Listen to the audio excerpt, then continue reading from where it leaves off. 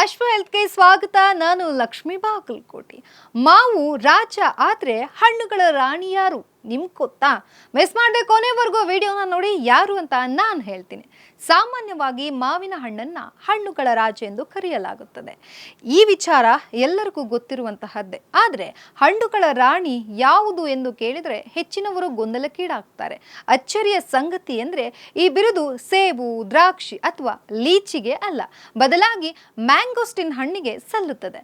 ಬೇಸಿಗೆ ಆರಂಭವಾಗ್ತಿದ್ದಂತೆ ಮಾರುಕಟ್ಟೆಯಲ್ಲಿ ಮಾವಿನ ಹಣ್ಣಿನ ಪರಿಮಳ ಎಲ್ಲೆಡೆ ಹರಡುತ್ತದೆ. ಅದರ ಸಿಹಿ ರುಚಿ ಜೊತೆಗೆ ವಿಶಿಷ್ಟ ಸುವಾಸನೆಯಿಂದಲೇ ಲಕ್ಷಾಂತರ ಜನರ ನೆಚ್ಚಿನ ಹಣ್ಣಾಗಿರುವಂತಹದ್ದು ಮಾವು ಹಣ್ಣುಗಳ ರಾಜ ಎಂಬ ಗೌರವವನ್ನು ಪಡೆದಿದೆ.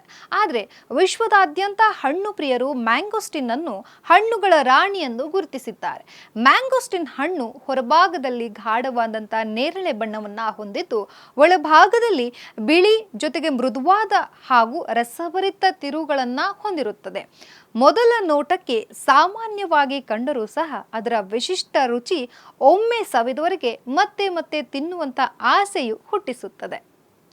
ಈ ಹಣ್ಣಿನ ರುಚಿ ಸಿಹಿ ಜೊತೆಗೆ ಸ್ವಲ್ಪ ಹುಳಿಯಾಗಿದ್ದು, ಪೀಚ್, ಸ್ಟ್ರಾಬೆರಿ, ಲೀಚಿ ಹಾಗೂ ಅನಾನಸ್ ಹಣ್ಣುಗಳ ಮಿಶ್ರಣದ ಅನುಭವವನ್ನು ಸಹ ನೀಡುವಂತಹದ್ದು. ಇದೇ ಕಾರಣದಿಂದ ಇದು ಇತರ ಹಣ್ಣುಗಳಿಗಿಂತ ವಿಭಿನ್ನವಾದ ಸ್ಥಾನವನ್ನು ಪಡೆದುಕೊಂಡಿದೆ. ಮ್ಯಾಂಗೋಸ್ಟಿನ್ ರುಚಿಗೆ ಮಾತ್ರವಲ್ಲ, ಪೌಷ್ಟಿಕಾಂಶಕ್ಕೂ ಸಹ ಹೆಸರುವಾಸಿಯಾಗಿದೆ.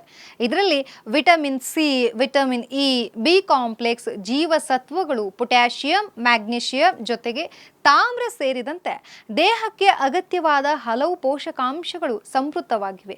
ಆಹಾರದ ನಾರಿನಾಂಶ ಹೆಚ್ಚಿಸಿರುವ ಕಾರಣ ಜೀರ್ಣಕ್ರಿಯೆಯನ್ನು ಸುಧಾರಿಸಲು ಇದು ನೆರವಾಗುತ್ತದೆ.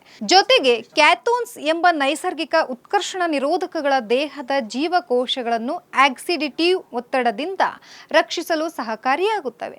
ಮಾವು ಇಂದು ಕೂಡ ಲಕ್ಷಾಂತರ ಮಂದಿಯ ನೆಚ್ಚಿನ ಹಣ್ಣಾಗಿದ್ದರೂ ಅದರದೇ ಆದ ವಿಶಿಷ್ಟ ರುಚಿ, ಪೌಷ್ಟಿಕ ಮೌಲ್ಯ ಹಾಗೂ ಜಾಗತಿಕ ಜನಪ್ರಿಯತೆಯಿಂದ ಮ್ಯಾಂಗೋಸ್ಟಿನ್ ಹಣ್ಣುಗಳ ರಾಣಿ ಎಂಬ ಹೆಗ್ಗಳಿಕೆಯನ್ನು ಪಡೆದಿದೆ. ಇದೇ ರೀತಿಯಾದಂಥ ಇನ್ನಷ್ಟು ಮಾಹಿತಿಗಾಗಿ ಮಿಸ್ ಮಾಡದೆ ನೋಡ್ತಾ ಇರಿ ಅಶ್ವ ಹೆಲ್ತ್.